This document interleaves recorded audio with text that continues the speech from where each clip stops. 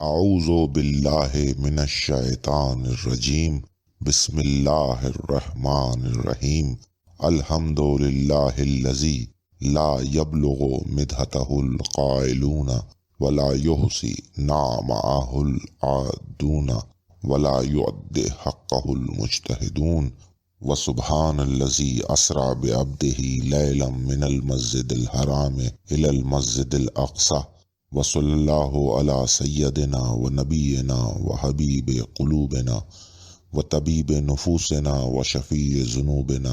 ابی القائم محمد اللہم صلی علی محمد و آل محمد و علی آلہ الطیبین الطاہرین المعصومین وصلی اللہ علی الحسین و علی علی بن الحسین و علی اولاد الحسین و علی اصحاب الحسین ولعنت اللہ علی اعدائہم اجمعین من یومنا ھذا الی یوم الدین اللہم صلی علی محمد و آل محمد۔ ذکر حق کے سلسلے کی یہ 5ویں مجلس فضائل معصومین علیہ السلام کے عنوان سے آپ حضرات کے پیش خدمت ہے۔ فضائل معصومین علیہ السلام کے حوالے سے میں نے ایک بہت بڑی اور اہم فضیلت کا ذکر گزشتہ مجلس میں آپ حضرات کی خدمت میں پیش کیا کہ جس کا مختصر الفاظ میں خلاصہ یہ ہے کہ دیکھیے، نبوت اور رسالت بالکل دو مختلف منصب ہیں، اور ان میں کوئی ایسا باہمی رشتہ نہیں کہ جو آج تمام مسلمان مانے بیٹھے ہیں۔ مطلب یہ کہ جس طرح ایک نبی کے لیے یہ ضروری نہیں کہ وہ رسول ہو، اسی طرح کسی بھی رسول کے لیے نبی ہونا شرط نہیں۔ ہاں، البتہ رسالت اور امامت ایک ہی منصب کے دو نام ہیں۔ مطلب یہ کہ جو اللہ کا رسول ہوتا ہے وہی امت کا امام کہلاتا ہے۔ لہٰذا قرآن مجید کی روح سے حضرت صلی اللہ علیہ وآلہ وسلم بے شک اللہ کے رسول ہیں اور آخری نبی ہیں، لیکن ہرگز آخری رسول نہیں ہیں، بلکہ صرف ایک رسول ہیں۔ اور جس طرح خدا نے آپ سے پہلے بہت سارے رسول بھیجے، اسی طرح یہ رسالت کا سلسلہ آپ صلی اللہ علیہ وسلم کے بعد بھی جاری و ساری رکھا، اور اللہ کے فضل و کرم سے 12 رسول اور آئے جو امت کے 12 امام کہلاتے ہیں۔ لہٰذا یہ رسالت کا سلسلہ امام زمانہ علیہ الصلوۃ والسلام تک جاری و ساری رہا۔ اب اس سلسلے میں ایک قابل غور حقیقت جس کا بیان خداوند عالم نے انبیاء علیہ السلام کی شان میں سورہ بنی اسرائیل کی آیت 55 میں بیان فرمایا کہ جہاں ارشاد ہوتا ہے کہ بسم اللہ الرحمن الرحیم وَلَقَدْ فَضَّلْنَا بَعْضَ النَّبِيِّينَ عَلَى بَعْضٍ، کہ بے شک ہم نے بعض انبیاء کو بعض انبیاء پر فضیلت دی۔ اور یہی ذکر رسولوں کی شان میں سورہ بقرہ کی آیت 253 میں دیکھا جا سکتا ہے کہ جہاں ارشاد ہوتا ہے بسم اللہ الرحمن الرحیم تِلْكَ الرُّسُلُ فَضَّلْنَا بَعْضُهُمْ عَلَى بَعْضٍ، کہ جو پیغمبر ہم نے بھیجے ان میں بعض کو بعض پر فضیلت دی۔ لہٰذا یہ ایمان تو 100% ہی مطابق قرآن ہے کہ ان ہستیوں میں درجہ بندیاں ہیں۔ اب کون کس سے افضل ہے یہ وہ فضیلتیں عطا کرنے والا جانے۔ ہم پر فرض صرف ان مراتب پر ایمان لانا ہے کہ جس کا ذکر خداوند عالم نے اپنی کتاب میں کیا یا جس کی تعلیمات ہمیں اہل بیت علیہ الصلوۃ والسلام کے در سے ملی۔ اب جیسے سورہ احزاب کی آیت نمبر 7 سے یہ معلوم ہوتا ہے کہ خداوند عالم نے 5 انبیاء علیہ السلام کو، کون حضرت صلی اللہ علیہ وآلہ وسلم، حضرت نوح علیہ الصلوۃ والسلام، حضرت ابراہیم علیہ الصلوۃ والسلام، حضرت موسیٰ علیہ الصلوۃ والسلام اور حضرت عیسیٰ علیہ الصلوۃ والسلام کو باقی کے انبیاء علیہ السلام پر فضیلت عطا کی ہے۔ اور وہ کیونکہ جب خدا نے تمام انبیاء علیہ السلام سے میثاق لیا، جس کا ذکر سورہ آل عمران میں وضاحت کے ساتھ ہے، تو اس مقام پر خدا نے ان 5 کا نام لے کر یہ ارشاد فرمایا کہ ہم نے تم 5 سے بہت سخت میثاق لیا ہے۔ ارشاد ہوتا ہے بسم اللہ الرحمن الرحیم وَإِذْ أَخَذْنَا مِنَ النَّبِيِّينَ مِيثَاقَهُمْ وَمِنْكَ وَمِن نُوحٍ وَإِبْرَاهِيمَ وَمُوسَىٰ وَعِيسَىٰ ابْنِ مَرْيَمَ وَأَخَذْنَا مِنْهُمْ مِيثَاقًا غَلِيظًا، اور جب ہم نے تمام انبیاء سے میثاق لیا تھا تو اے رسول تم سے، نوح سے، ابراہیم سے، موسیٰ سے اور عیسیٰ ابن مریم سے، اور ہم نے تم سب سے بہت سخت میثاق لیا تھا۔ لہٰذا اس آیہ مبارکہ کی روح سے ان 5 انبیاء علیہ السلام کو اولو العزم انبیاء کہنا بالکل برحق ہے، اور جس میں ظاہر سی بات ہے حضرت صلی اللہ علیہ وآلہ وسلم کا مقام سب سے افضل ہے، لیکن اس کے باوجود ان ہستیوں کو اولو العزم پیغمبر کہنا ہرگز جائز نہیں۔ کیوں؟ اس کی وجہ یہ ہے کہ اگر خدا نبوت کی طرح رسالت بھی حضرت صلی اللہ علیہ وآلہ وسلم پر ختم کر دیتا کہ جناب یہاں تک بس رسول ہیں، اس کے بعد کوئی اور آگے رسول نہیں، تب تو ان ہستیوں کو اولو العزم انبیاء کے ساتھ ساتھ اولو العزم پیغمبر بھی کہا جا سکتا تھا۔ لیکن جناب والا رسولوں کی فہرست میں حضرت صلی اللہ علیہ وآلہ وسلم کے بعد ہمارے 12 ائمہ علیہ السلام بھی آتے ہیں، اور ان کے ہوتے ہوئے خدا کی کائنات میں کوئی اور کیسے افضل ہو سکتا ہے؟ یہ تو ہمارے بنیادی عقائد میں سے ایک ہے کہ اہل بیت علیہ الصلوۃ والسلام خدا کی کائنات میں سب سے افضل ہیں۔ لہٰذا جیسا کہ میں نے عرض کیا کہ حضرت نوح علیہ الصلوۃ والسلام، حضرت ابراہیم علیہ الصلوۃ والسلام، حضرت موسیٰ علیہ الصلوۃ والسلام اور حضرت عیسیٰ علیہ الصلوۃ والسلام کو آپ اولو العزم انبیاء میں شامل کیجئے، بالکل کیجئے، برحق ہے، لیکن ان 4 ہستیوں کو آپ اولو العزم پیغمبر ہرگز نہیں کہہ سکتے، اور اس کی سب سے بڑی وجہ یہ ہے کہ جو تعریف خداوند عالم نے سورہ احقاف کی آیت 35 میں اولو العزم پیغمبر کی بیان کی ہے، یہ ہستیاں اس تعریف پر پورا نہیں اترتی۔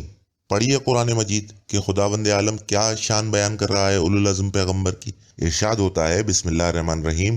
کہ اے رسول، جس طرح اور اولو العزم پیغمبر صبر کرتے رہے اسی طرح تم بھی صبر کرو، اور ان کے لیے عذاب مانگنے میں جلدی نہ کرو، جس دن یہ اس چیز کو دیکھیں گے جس کا ان سے وعدہ کیا جاتا ہے تو خیال کریں گے کہ گویا اس دنیا میں رہے ہی نہ تھے مگر گھڑی بھر کو، اور یہ قرآن پیغام ہے، سو اب وہی لوگ ہلاک ہوں گے جو نافرمان تھے۔ تو گویا خدا کی نظر میں اولو العزم پیغمبر وہ ہے کہ جو کبھی اپنی امت کے لیے بد دعا نہ کرے، عذاب نہ مانگے، بلکہ کیا کرے؟ صرف اور صرف صبر کرے، اور ہر چیز کو اس دن پر چھوڑ دے جو دن خدا نے تمام ظالمین کے لیے معین کر رکھا ہے، کہ جس دن پکڑ ہوگی ہر ظالم کی، اور بے شک خدا سے بڑا انتقام لینے والا کوئی نہیں۔ لیکن پڑھیے سورہ نوح کی آیت 27 اور 28 کہ جہاں حضرت نوح علیہ السلام اپنی امت سے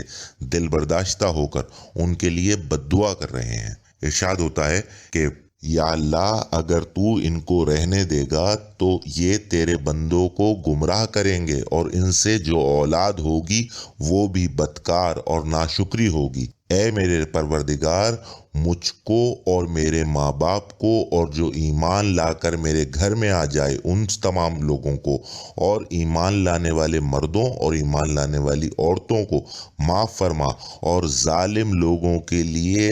زیادہ تباہی بڑھا دے۔ اسی طرح حضرت موسیٰ علیہ السلام نے جو اپنی قوم کے لیے بد دعا کی وہ بھی آپ سورہ یونس کی آیت 88 میں دیکھ سکتے ہیں کہ جہاں ارشاد ہوتا ہے کہ اور موسیٰ نے کہا کہ اے ہمارے پروردگار، تو نے فرعون اور ان کے سرداروں کو جو دنیا کی زندگی میں بہت سا ساز و سامان دے رکھا ہے، اے ہمارے پروردگار یہ اس مال سے تیرے رستے میں لوگوں کو گمراہ کرتے ہیں، اے پروردگار ان کے مال کو برباد کر دے اور ان کے دلوں کو سخت کر دے کہ ایمان لانے والے نہیں وہ جب تک کہ دردناک عذاب نہ دیکھ لیں۔ اب بتائیے کیا یہ انبیاء علیہ السلام اولو العزم پیغمبر کی تعریف پر پورا اترتے ہیں جو قرآن مجید نے بیان کی؟ لہٰذا اگر اس کے باوجود آپ ان ہستیوں کو اولو العزم پیغمبر مانتے ہیں تو پھر اس تضاد کا جواب دیجئے جو قرآن مجید میں آپ پیدا کر رہے ہیں۔ بہرحال عرض میں یہ کر رہا تھا کہ خداوند عالم نے اپنے انبیاء علیہ السلام میں بھی اور مرسلین علیہ السلام میں بھی درجہ بندیاں رکھی ہیں، جس کا بیان آپ کو قرآن مجید میں جا بجا نظر آئے گا۔ اسی سلسلے میں بہت ساری مثالیں ہیں۔ ایک مثال کا ذکر میں نے گزشتہ ایک مجلس میں جناب یعقوب علیہ السلام اور حضرت یوسف علیہ السلام کے حوالے سے بھی کیا تھا کہ خداوند عالم نے حضرت یعقوب علیہ السلام کو نبوت میں حضرت یوسف علیہ السلام سے زیادہ اونچا مقام عطا کیا، بڑے واضح الفاظ میں۔ اسی سلسلے کی ایک بہت اہم مثال جناب موسیٰ علیہ الصلوۃ والسلام اور حضرت ہارون علیہ الصلوۃ والسلام کے سلسلے میں قرآن مجید میں موجود ہے کہ خداوند عالم نے جناب ہارون علیہ الصلوۃ والسلام کو حضرت موسیٰ علیہ الصلوۃ والسلام کا وزیر اور جانشین مقرر کیا، کہ جس کے لیے حضرت موسیٰ علیہ الصلوۃ والسلام دعا فرما رہے ہیں سورہ طٰہٰ کی آیت 29 اور 30 میں کہ اے میرے پروردگار، تو میرے گھر والوں میں سے مجھے ایک وزیر عطا فرما، میرے بھائی ہارون کو۔ اور اسی طرح جب حضرت موسیٰ علیہ الصلوۃ والسلام میقات کے لیے تشریف لے جا رہے ہیں تو سورہ اعراف کی آیت 142 میں جناب ہارون علیہ الصلوۃ والسلام کو وصیت کرتے ہیں کہ جہاں ارشاد ہوتا ہے کہ بسم اللہ الرحمن الرحیم ووعدنا موسیٰ ثلاثین لیلۃ واتممناہا بعشر،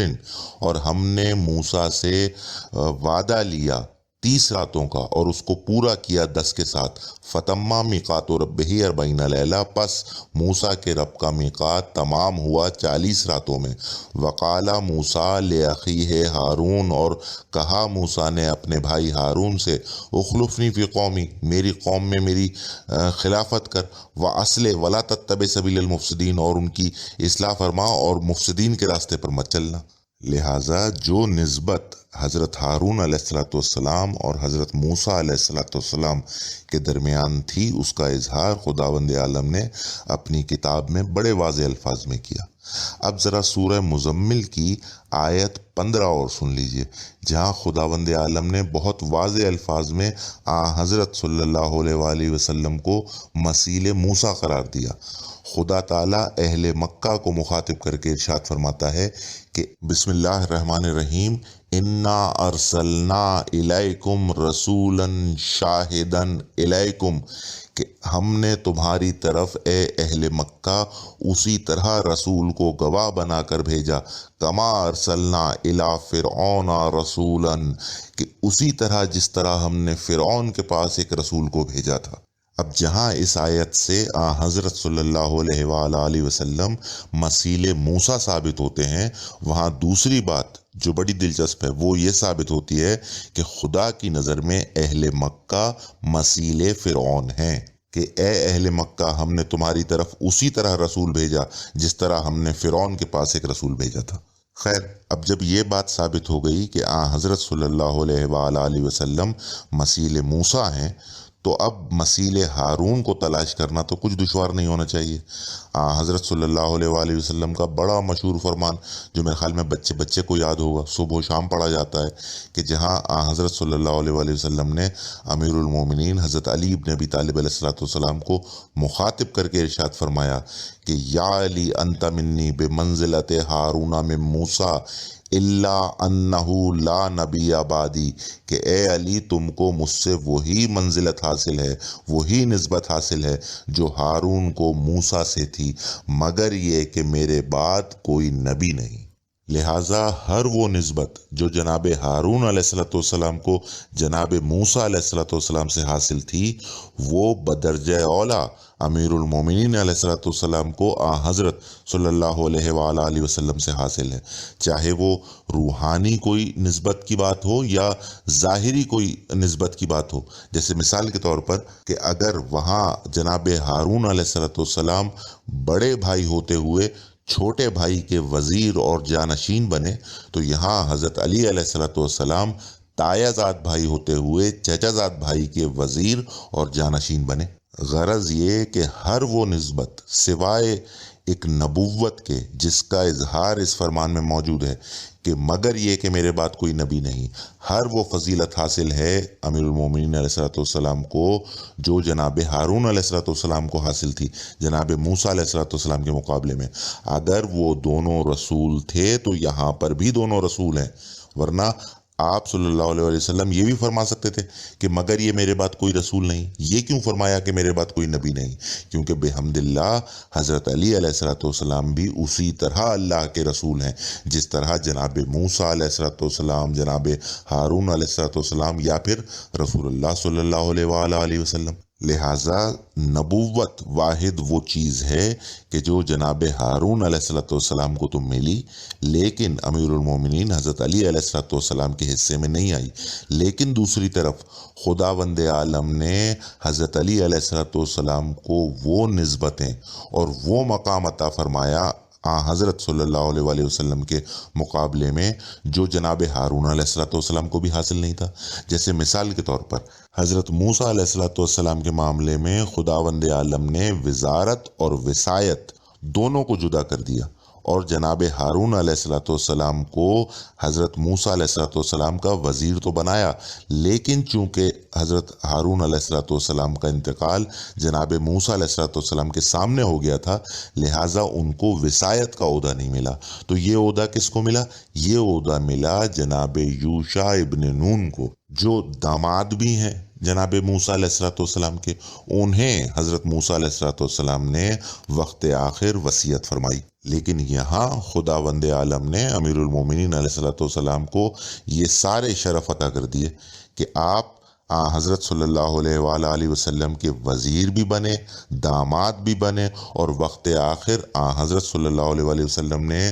آپ کو وصیت کی تو آپ وصی بھی ٹھہرے آپ صلی اللہ علیہ وآلہ وسلم کے۔ لہٰذا یہ کہنا برحق ہے کہ حضرت صلی اللہ علیہ وآلہ وسلم بقول قرآن مجید مثیل موسیٰ ہیں، لیکن امیر المومنین علیہ السلام نہ صرف مثیل ہارون ہیں بلکہ مثیل یوشع ابن نون علیہ السلام بھی ہیں۔ اب اسی نسبت کے حوالے سے میں امیر المومنین علیہ السلام کے کچھ فضائل قرآن مجید کی روشنی میں اور عرض کروں جو شاید آپ حضرات کے لیے نئے ہوں۔ دیکھیے، جیسے کہ سورہ مزمل کی آیت 15 میں خداوند عالم نے بڑے واضح الفاظ میں بیان فرمایا، جو میں نے بھی آپ کے سامنے پیش کیا،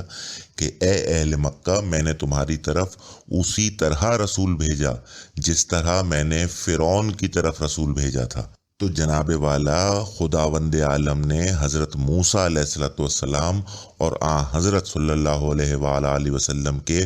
بھیجنے کے سلسلے میں جس مماثلت کا بیان اس آیہ مبارکہ میں ارشاد فرمایا، وہ اس وقت تک صادق نہیں آ سکتا جب تک حضرت صلی اللہ علیہ وآلہ وسلم کو وہ تمام انعامات اور فضیلتیں نہ مل جائیں جو حضرت موسیٰ علیہ السلام کو ارسال کرتے وقت اللہ رب العزت نے انہیں عطا فرمائی تھی۔ پڑھیے سورہ طٰہٰ کی آیت 24 سے چند آیات کہ جہاں اللہ رب العزت حضرت موسیٰ علیہ السلام سے ارشاد فرماتا ہے کہ اے موسیٰ، جاؤ فرعون کے پاس کہ وہ سرکش ہو گیا ہے۔ تو خدا حکم دے رہا ہے جناب موسیٰ علیہ السلام کو کہ جاؤ فرعون کے پاس، وہ سرکش ہو گیا ہے، لیکن حضرت موسیٰ علیہ السلام جاتے نہیں، بلکہ کیا دعا کر رہے ہیں اللہ سے کہ یا اللہ، قبل اس کے کہ میں فرعون کے پاس جاؤں، میری کچھ حاجات ہیں، میری کچھ ضروریات ہیں، کہ تو مجھے وہ چیزیں، وہ انعامات عطا فرما تاکہ میں مکمل تیاری کے ساتھ فرعون کا سامنا کر سکوں اور کامیابی میرے قدم چومے۔ کیا دعا فرما رہے ہیں حضرت موسیٰ علیہ السلام کہ اے میرے پروردگار، میرا سینہ کھول دے اور میرا کام آسان کر دے اور میری زبان کی گرہ کھول دے تاکہ وہ میری بات سمجھ لیں، اور میرے گھر والوں میں سے مجھے ایک وزیر عطا فرما، میرے بھائی ہارون کو۔ یہ نہیں فرمایا حضرت موسیٰ علیہ السلام نے کہ یا اللہ، تو کسی کو بھی میرا مددگار بنا کے بھیج دے، میرا وزیر بنا کے بھیج دے، نہیں، بلکہ رشتہ جتا کر، نام بتا کر کہہ رہے ہیں کہ یا اللہ، میرے بھائی ہارون کو میرا وزیر بنا۔ کیسا وزیر بنا؟ ایسا وزیر بنا کہ اس سے میری قوت، میری کمر کو مضبوط کر، اور اسے امر میں شریک فرما تاکہ ہم تیری بہت سی تسبیح کریں اور تجھے کثرت سے یاد کریں۔ تو خدا نے حضرت موسیٰ علیہ السلام کی دعا قبول فرمائی اور فرمایا کہ اے موسیٰ، تمہاری دعا قبول کی گئی، اور تم اور تمہارا بھائی دونوں ہماری نشانیاں لے کر جاؤ اور میری یاد میں سستی نہ کرنا۔ اور پھر وہی حکم کہ جو پہلے واحد کے صیغے میں آیا تھا کہ تم فرعون کے پاس جاؤ، وہ سرکش ہو گیا ہے، اس بار تثنیے کے صیغے میں خداوند عالم ارشاد فرماتا ہے کہ تم دونوں فرعون کے پاس جاؤ کہ وہ سرکش ہو گیا ہے۔ اچھا، اب ذرا ایک لمحے کو یہاں ٹھہریے۔ یہ آیات جو میں نے آپ کے سامنے پیش کی، حضرت موسیٰ علیہ السلام کی دعا، اور جسے خداوند عالم نے قبول فرمایا، وہاں حضرت موسیٰ علیہ السلام کہتے کیا ہیں کہ اے اللہ تو اس وزیر کو جناب ہارون علیہ السلام کو میرے کام میں شریک کر۔ تو جناب یہ کون سے امور ہیں جن میں حضرت ہارون علیہ السلام کو حضرت موسیٰ علیہ السلام کے ساتھ شراکت حاصل ہے؟ پڑھیے قرآن مجید، آپ کو جا بجا ایسے امور نظر آئیں گے جس میں جناب ہارون علیہ السلام کو اور جناب موسیٰ علیہ السلام کو شراکت حاصل ہے۔ ایک تو انہی آیات میں بیان فرمایا گیا کیا کہ جب ارشاد ہوا کہ تم اور تمہارا بھائی دونوں ہماری نشانیاں لے کر جاؤ اور میری یاد میں سستی نہ کرنا۔ تو جناب والا اس آیت کے بقول وہ نشانیاں، وہ معجزات یا جو کچھ بھی انعامات تھے، ان نشانیوں کی صورت میں وہ خداوند عالم نے اکیلے حضرت موسیٰ علیہ السلام کو عطا نہیں کیے، بلکہ جناب ہارون اور جناب موسیٰ علیہ السلام دونوں کو عطا کیے۔ اب ان نشانیوں کا، ان معجزات کا اظہار دونوں میں سے کوئی بھی کر دے، بات ایک ہی ہے، معجزات تو وہ دونوں ہی کے ہیں۔ اب وہ کون سی نشانیاں ہیں ان کا ذکر انہی آیات سے قبل بھی موجود ہے اور اس کے علاوہ جا بجا موجود ہے۔ سورہ اعراف کی آیت 105 سے 108 تک دیکھا جا سکتا ہے ان نشانیوں کا ذکر، کہ جہاں حضرت موسیٰ علیہ السلام فرعون سے کہتے ہیں کہ مجھ پر واجب ہے کہ خدا کی طرف سے جو کچھ کہوں سچ ہی کہوں،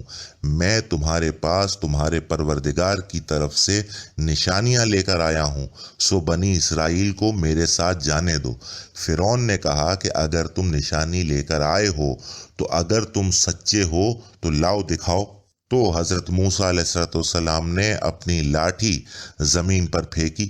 اور وہ اچانک کھلم کھلا اژدہا بن گیا، اور اپنا ہاتھ انہوں نے باہر نکالا اپنی عبا سے، تو وہ دیکھتے ہی دیکھتے لوگوں کی نگاہوں کے سامنے برق سا سفید ہو گیا۔ لہٰذا یہ ہیں وہ نشانیاں۔ اب آپ ان معجزات کو حضرت موسیٰ علیہ السلام کا معجزہ کہیں یا جناب ہارون علیہ السلام کا، ایک ہی بات ہے۔ اب سورہ طٰہٰ کی جو آیات میں نے آپ حضرات کی خدمت میں اس سے قبل عرض کی کہ جہاں خداوند عالم نے جناب موسیٰ اور ہارون علیہ السلام دونوں سے یہ کہا کہ جاؤ فرعون کے پاس کہ وہ سرکش ہو گیا ہے، اس کے آگے کی دو آیات اور سن لیجئے، آیت نمبر 45 اور 46، کہ جہاں جناب موسیٰ اور ہارون علیہ السلام دونوں خدا سے کہتے ہیں کہ اے ہمارے پروردگار، ہمیں خوف ہے کہ فرعون ہم پر زیادہ زیادتی کرے گا اور مزید سرکش ہو جائے گا۔ تو خدا پلٹ کے کیا کہتا ہے کہ قالا لا تخافا، خدا نے کہا کہ ڈرو مت، انی معکما، میں تمہارے ساتھ ہوں، سنتا بھی ہوں اور دیکھتا بھی ہوں۔ تو جناب والا اگر یہی کلمات مسیح موسیٰ صلی اللہ علیہ وآلہ وسلم غار میں دہرا دیں کہ جو سورہ توبہ کی آیت 40 میں موجود ہیں کہ لا تحزن ان اللہ معنا، ڈر مت اللہ ہمارے ساتھ ہے، تو جناب والا جب اس لفظ معنا میں وہاں حضرت موسیٰ علیہ السلام کے ساتھ جناب ہارون علیہ السلام شامل تھے، تو یہاں پر بھی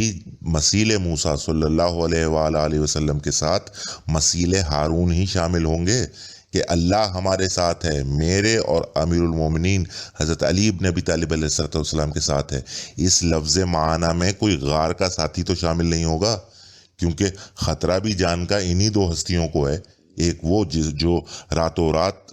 گھر سے نکل کر غار میں تشریف لے گئے، یا وہ کہ جو ننگی تلواروں کے سائے میں سو رہے ہیں۔ بہرحال یہ ایک چھوٹی سی بات تھی اس لفظ معنی کے حوالے سے جو میں نے پیش کی، کیونکہ لوگ پتہ نہیں کیا کیا تعویلات نکالتے ہیں کہ اللہ پتہ نہیں کس کس کے ساتھ ہے۔ خیر، اب جہاں تک تعلق ہے جناب ہارون علیہ السلام کے شریک امر ہونے کا کہ وہ حضرت موسیٰ علیہ السلام کے شریک امر ہیں، تو جناب ان معجزات یا دونوں کا ایک ساتھ فرعون کی طرف ارسال ہو جانا ہی کیا، بلکہ اس شریک امر کا حق تو یہ ہے کہ اگر خداوند عالم نے جناب موسیٰ علیہ السلام کو کتاب عطا کی ہے تو وہ کتاب اکیلے موسیٰ پر نازل نہ ہو بلکہ جناب ہارون علیہ السلام پر بھی اسی طرح نازل ہو، اور اگر وہی بھیجی خدا نے جناب موسیٰ علیہ السلام کی طرف تو وہ وہی بھی اکیلے موسیٰ کی طرف نہ جائے بلکہ جناب ہارون علیہ السلام بھی اس میں شامل ہوں۔ اور حد یہ ہے کہ اگر اللہ رب العزت حضرت موسیٰ علیہ السلام پر درود بھیجے تو وہ درود بھی اکیلے موسیٰ پر نہ ہو بلکہ ہارون اور موسیٰ دونوں پر ہو۔ چنانچہ پڑھیے سورہ صافات کی آیت 114 سے 120 تک کہ جہاں ارشاد ہوتا ہے، اور ہم نے موسیٰ و ہارون علیہ السلام پر احسان کیے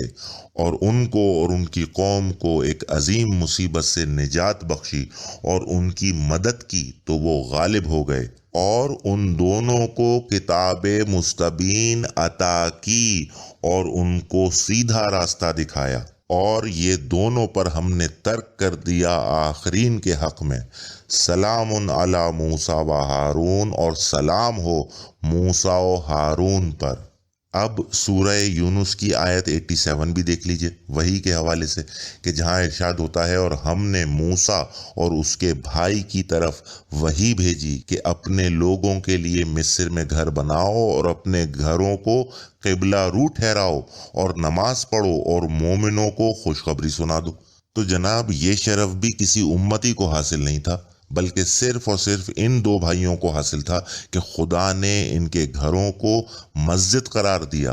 کہ گویا صرف یہ دو بھائی ہی ہر حال میں مسجد میں رہ سکتے ہیں۔ اور یہی شرف حضرت صلی اللہ علیہ وآلہ وسلم نے امیر المومنین علیہ السلام کو عطا فرمایا کہ جب آپ نے مسجد میں کھلنے والے تمام دروازے بند کر دیے سوائے ایک دروازے کے جو امیر المومنین علیہ السلام کا دروازہ تھا، کہ خدا نے وہاں بھی صرف موسیٰ و ہارون کو یہ مقام عطا کیا تھا کہ وہ مسجد میں رہ سکتے ہیں، جب چاہیں آ سکتے ہیں، اور یہاں پر بھی مسیل موسیٰ صلی اللہ علیہ وآلہ وسلم اور مسیل ہارون امیر المومنین حضرت علی ابن ابی طالب علیہ السلام کو یہ شرف حاصل ہے کہ جب چاہیں وہ مسجد میں آ سکتے ہیں۔ اور جس طرح جناب ہارون علیہ السلام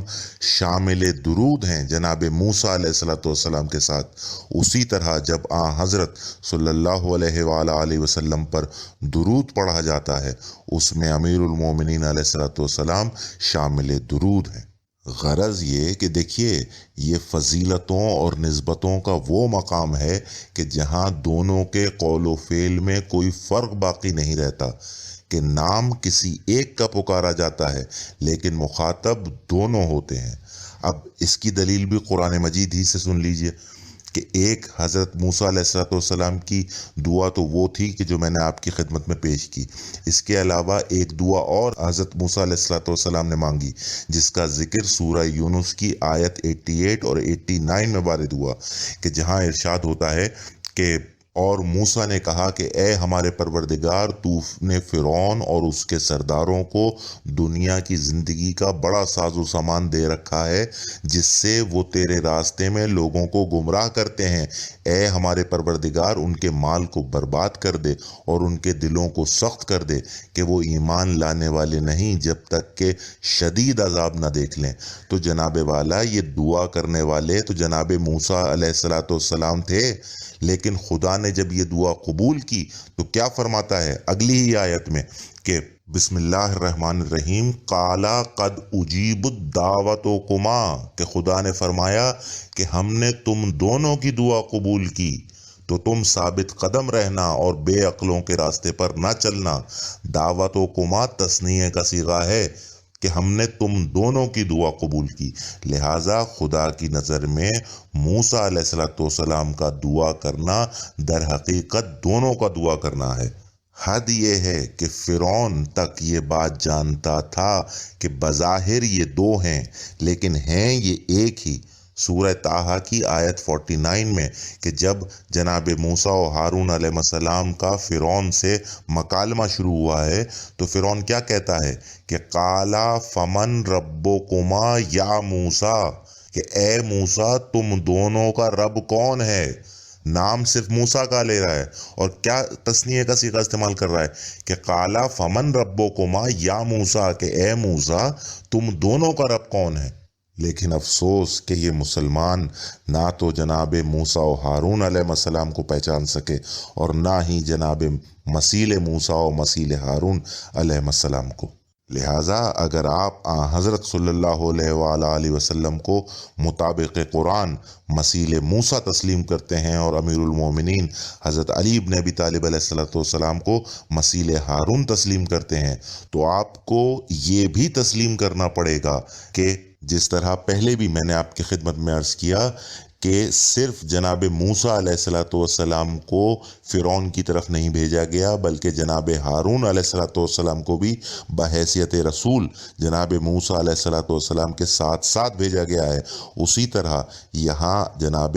حضرت صلی اللہ علیہ وآلہ وسلم کو اہل مکہ کی طرف اکیلے ارسال نہیں کیا گیا، بلکہ امیر المومنین حضرت علی بن ابی طالب علیہ السلام کو بھی بحیثیت رسول آپ صلی اللہ علیہ وآلہ وسلم کے ساتھ ساتھ بھیجا گیا ہے۔ اور اسی طرح جس طرح وہاں کتاب اور وحی جناب موسیٰ اور جناب ہارون دونوں پر نازل ہوئی، تو یہاں پر بھی کتاب اور وحی کا نزول صرف حضرت صلی اللہ علیہ وآلہ وسلم کی شان میں نہیں، بلکہ امیر المومنین حضرت علی بن ابی طالب علیہ السلام کی شان میں بھی ہے۔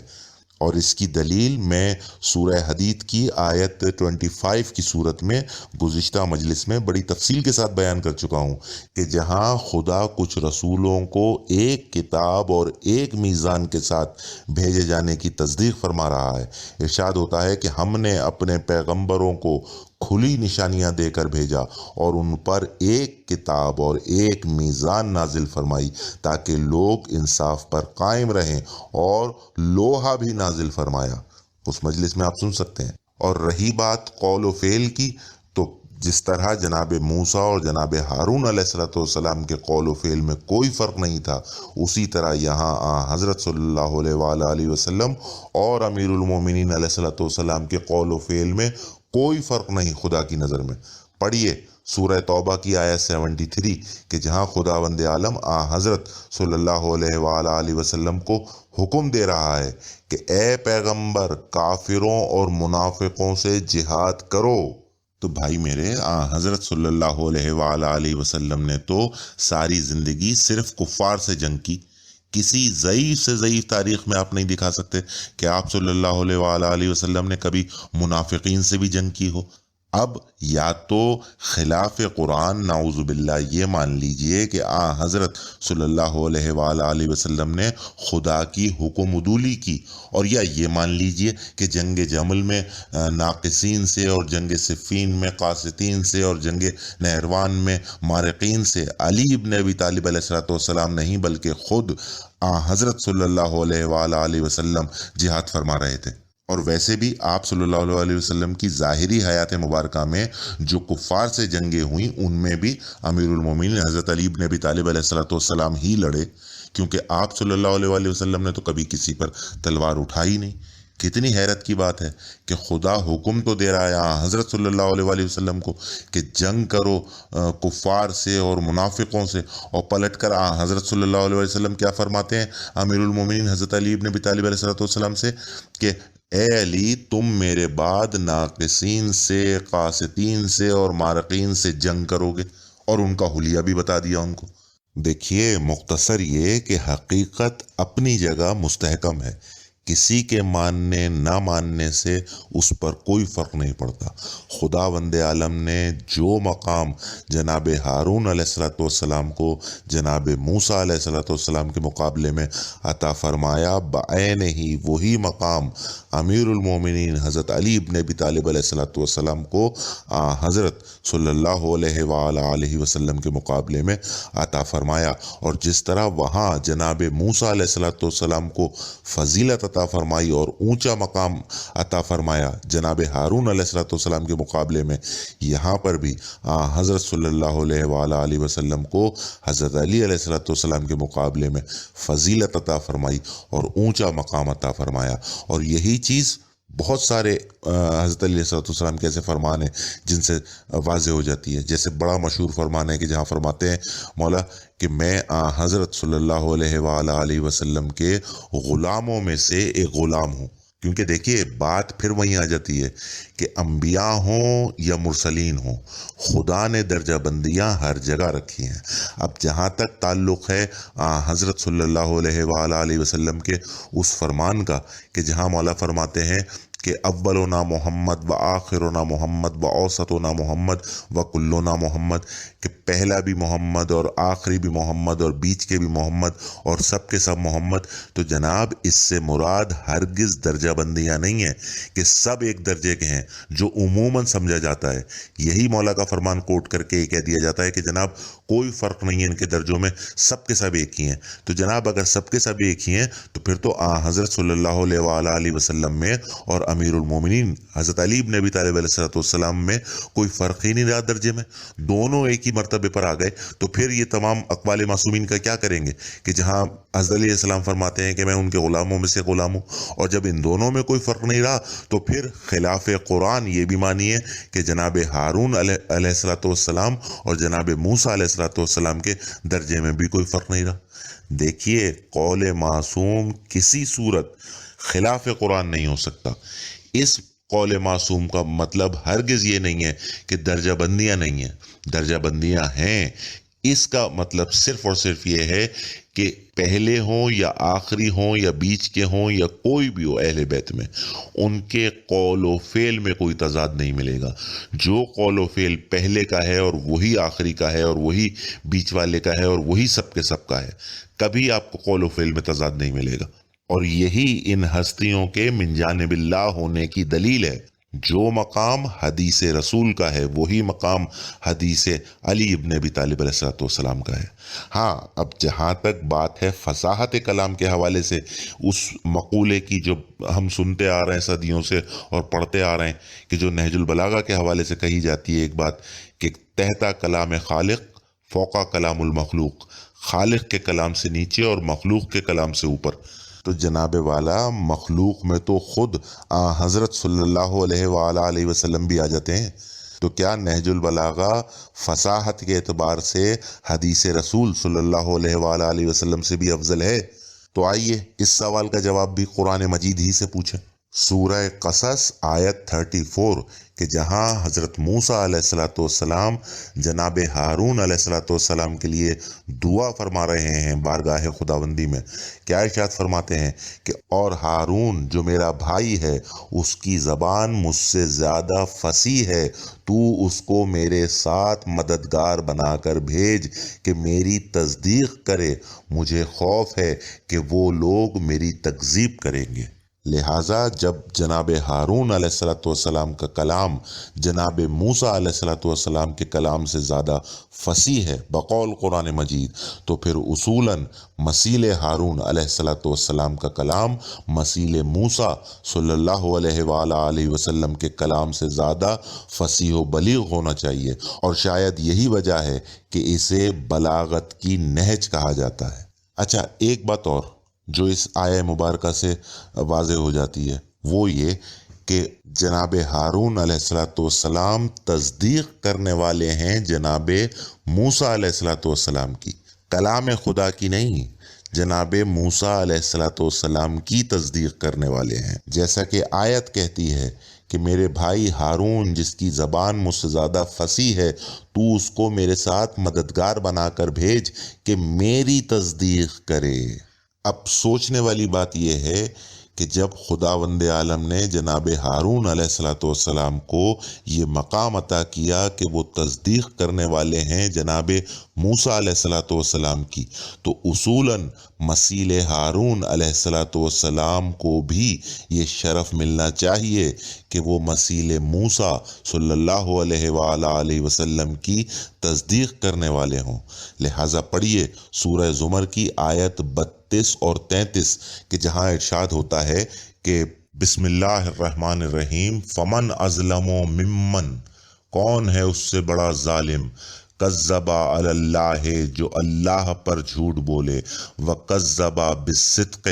اور جھٹلائے صدق کو، اس جاء جب وہ اس کے پاس آئے، الیس فی جہنم مثوی للکافرین، تو کیا جہنم کافروں کا ٹھکانہ نہیں ہے، والذی جاء بصدق، اور جو آیا صدق کے ساتھ، وصدق بہی، اور تصدیق کی اس کی، اولئک ہم المتقون، بے شک وہ لوگ متقی ہیں۔ اچھا، اب سلسلہ یہ ہے کہ پہلی آیت کے ترجمے میں تو کسی کو کوئی اختلاف نہیں کہ اس سے بڑا ظالم کون ہے کہ جو جھوٹ بولے خدا پر اور جھٹلائے صدق کو جب صدق اس کے پاس آئے۔ ہاں، لیکن دوسری آیت کے ترجمے میں اہل سنت اور شیعہ حضرات میں اختلاف پایا جاتا ہے۔ اب بقول دونوں فریقین کے یہ صدق کے ساتھ آنے والے حضرت صلی اللہ علیہ وآلہ وسلم ہے کہ جناب وہ قرآن مجید کے ساتھ تشریف لائے، لیکن اس کے آگے اہل سنت حضرات یہ دعویٰ کرتے ہیں کہ وہ دوسرا شخص جس نے صدق کے ساتھ آنے والے کی تصدیق کی، یعنی رسول اللہ صلی اللہ علیہ وآلہ وسلم کی تصدیق کی، وہ ان کے پہلے خلیفہ ہیں، اسی لیے ان کو صدیق کے لقب سے یاد کیا جاتا ہے۔ اور شیعہ حضرات یہ کہتے ہیں کہ جناب وہ دوسرے شخص جو ہیں وہ امیر المومنین حضرت علی بن ابی طالب علیہ السلام ہیں کہ جنہوں نے حضرت صلی اللہ علیہ وآلہ وسلم کی تصدیق کی۔ اچھا، اب اس حوالے سے چند باتیں میں آپ حضرات کی خدمت میں پیش کرتا ہوں، اور وہ یہ کہ دیکھیے قواعد عربی کے لحاظ سے یہ دونوں مفاہیم، اہل سنت کا بھی اور شیعوں کا بھی، دونوں غلط ہیں۔ وہ کیوں؟ وہ اس لیے کہ دیکھیے آیت میں والذی صرف ایک بار آیا ہے، اور قرآن مجید میں جہاں کہیں یہ لفظ والذی آیا ہے اور اس کے بعد چاہے 2 صفات کا بیان آئے، 3 ہوں یا 4 ہوں، ان تمام صفات کا تعلق اس ایک والذی سے ہوتا ہے۔ جیسے مثال کے طور پر سورہ بقرہ کی آیت 82 کہ جہاں خداوند عالم کچھ جنتیوں کا ذکر کچھ اس انداز میں فرما رہا ہے کہ ارشاد ہوتا ہے بسم اللہ الرحمن الرحیم والذین آمنوا وعملوا الصالحات اولئک اصحاب الجنہ، کہ وہ لوگ جو ایمان لائے اور عمل صالح کرتے رہے وہ لوگ اہل جنت ہیں۔ تو ملاحظہ فرمایا آپ نے کہ اس آیہ مبارکہ میں بھی والذی ایک بار آیا اور اس کے بعد 2 صفات بیان ہوئی، ایمان لانا اور عمل نیک کرنا۔ اگر ایمان لانے والے لوگ الگ اور نیک عمل کرنے والے لوگ الگ ہیں تو پھر نہ تو یہ جنت کے مستحق ہوئے اور نہ وہ۔ تو کیا مراد ہے کہ وہ لوگ جو ایمان لائے اور نیک عمل بھی کرتے رہے وہ اہل جنت ہیں۔ اسی طرح اسی سورہ کی آیت 39 میں کچھ جہنمیوں کا ذکر ہے اس انداز میں کہ ارشاد ہوتا ہے کہ بسم اللہ الرحمن الرحیم والذین کفروا وکذبوا بآیاتنا اولئک اصحاب النار، کہ وہ لوگ جنہوں نے کفر کیا اور تکذیب کی آیات کی وہ اہل جہنم ہیں، اہل نار ہیں۔ تو جناب والا یہ کفر کرنے والے اور آیات کی تکذیب کرنے والے کیا 2 مختلف لوگ ہیں کہ جو اہل جہنم ہیں، یا یہ ایک ہی گروہ کا ذکر ہو رہا ہے کہ جنہوں نے کفر کیا اور آیات کی تکذیب کی وہ جہنم والے ہیں؟ اب اسی طرح ایک والذی کے بعد آنے والی 4 صفات بھی دیکھ لیجئے سورہ عصر کہ جہاں ارشاد ہوتا ہے بسم اللہ الرحمن الرحیم والعصر ان الانسان لفی خسر الا الذین آمنوا وعملوا الصالحات وتواصوا بالحق وتواصوا بالصبر، کہ قسم ہے عصر کی انسان خسارے میں ہے سوائے اس کے جو ایمان لائے، نیک عمل کرے، حق بات کی تلقین کرے اور صبر کی تلقین کرے۔ تو آپ کے خیال میں کیا یہ چاروں الگ الگ لوگ ہیں کہ ایمان لانے والے الگ، نیک عمل کرنے والے الگ، حق کی نصیحت کرنے والے الگ اور صبر کی تلقین کرنے والے الگ؟ نہیں، بلکہ وہ ایک ہی لوگ ہیں کہ جن میں یہ چاروں صفات پائی جاتی ہیں وہ خسارے میں نہیں ہیں، باقی ہر انسان خسارے میں۔ تو اب اس زیر بحث آیت میں والذی ایک بار آیا ہے کہ والذی جاء بصدق